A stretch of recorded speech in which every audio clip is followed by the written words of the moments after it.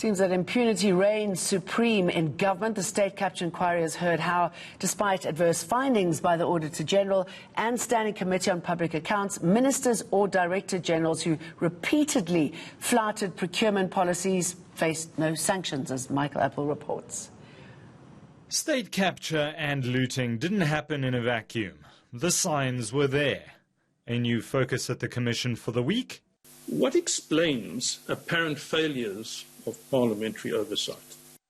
First to the stand on this matter, former Standing Committee on Public Accounts Chairperson Themba Godi. Godi says the Auditor-General and Scopa did its work year after year with little impact. That sense of impunity is what emboldened the looters to continue as if they have a democratic right to be quiet. Godi noticed a consistency under former Presidents Thabo Mbeki and Jacob Zuma's administrations. The lack of responsiveness to the recommendations of Parliament from the executive was at the heart of it all. The lack of political and administrative will to do what is right for the country to stop the looting of public funds.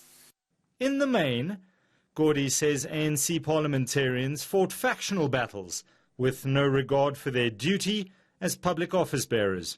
There were a lot of our colleagues in the portfolio committees who were actually an embarrassment to the notion of public representation and to oversight itself.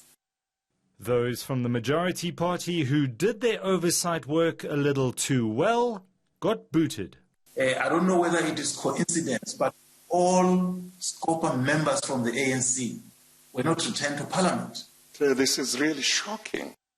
Under the ANC, the squandering of taxpayer money at the passenger rail agency PRASA, as just one example, reached epic proportions. In the 2014-2015 financial year, PRASA had irregular expenditure of about R500 million, and then the following year, financial year, is 15 billion. And as if that is not enough, the following financial year is 20.3 billion.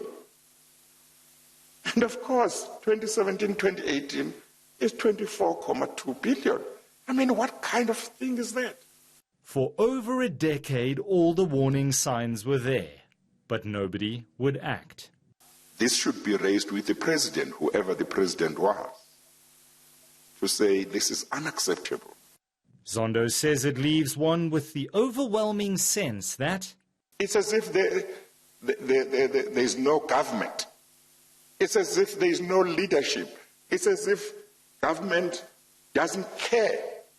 The inquiry continues with various portfolio committee members from the Democratic Alliance giving evidence.